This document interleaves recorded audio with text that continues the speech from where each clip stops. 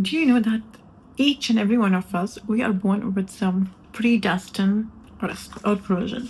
So every baby is born, or each one of us, when we are born, we come. Allah subhanahu wa ta'ala has already written that how much this person will earn, where they will live, what will be their income. So everything is actually written. So that is actually a destined for us to get this provision. But when we do some acts, or when we do, there are some factors when we are unconsciously we are doing it, that leads to block that provision. This is already written for you, but you're blocking to get it because of your own things. And this is not some sinful things, but let's say, for example, now you have a cellular telephone. Everyone in today's world, most of the people, they have a mobile phone. So having a mobile phone is not a problem. But what I'm going to say is that when each and every one of us, we have a mobile phone. Before, like, unlike, like the previous times when people used to have mobile phones just for making calls and connecting with their friends, but now we have different apps. We have Instagram, TikTok, Facebook, you name it. And it's such an easy for us to access others' life.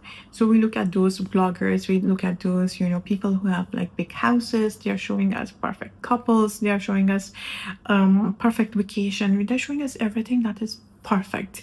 It looks so perfect. It looks so beautiful that when we see it, first we are just like watching it, and then we start comparing our life with them.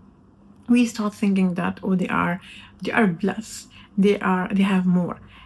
See, wanting something and liking something is not bad, but how it's leading you and where it's leading you, that is important.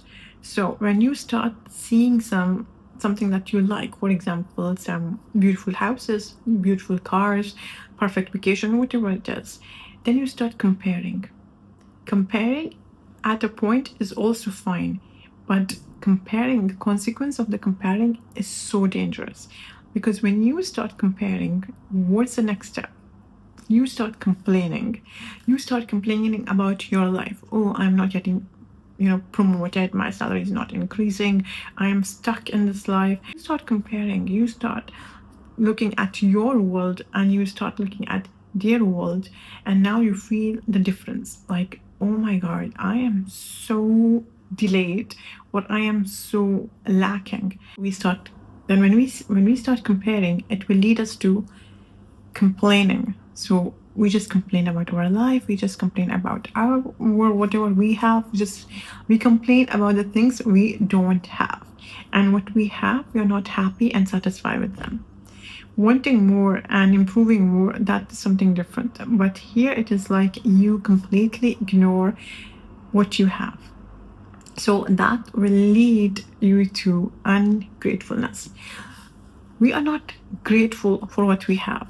Even if we have less or more, or we are blessed in a way, we will never be happy because our life is not fulfilled, because we are looking at others. We are looking at other people and their life when we think that they are blessed and they are more, like lucky, or they have the blessed life. And we are not. So comparison will lead you to complaining, and this continuous complaining will lead you to ungratefulness. You see, most of the ungrateful people, you can figure them out very easily. And this is also like checking for yourself as well, that where do you fix? So are you the person who always, you think, no, I'm not an ungrateful person, but ask yourself, do you complain about your job? Do you complain about your house? Do you complain about your family? Do you complain about, because this is where you know that you are very closer to become an ungrateful person, or you are already an ungrateful person. So Allah subhanahu wa ta'ala says in the Quran, if you are grateful, I will. That's a promise. It's that emphasis is given on that. Like, I will increase you. So whatever you want, be grateful for that, and you will be increased. You want to travel more, be grateful for the trip you actually, went to a mall in your own country. be grateful for that. Because there are people living in your own country, they cannot afford a car to go to a mall, or even if they go to from public transport, I mean, they can access, but maybe they cannot buy things from the mall. So I'm not saying always look for someone like below an average and start living the average, but I'm saying when you are starting being that ungratefulness, when the complaining, like knocks in on your heart, so you know that here you have to stop. You have to consider this thing. Being grateful wherever you want something is missing, we start saying Alhamdulillah for that. And you see your life will change 360 degree in a much better way. Because Allah subhanahu wa ta'ala promised. So Allah is haq, Allah is He's, he says the truth.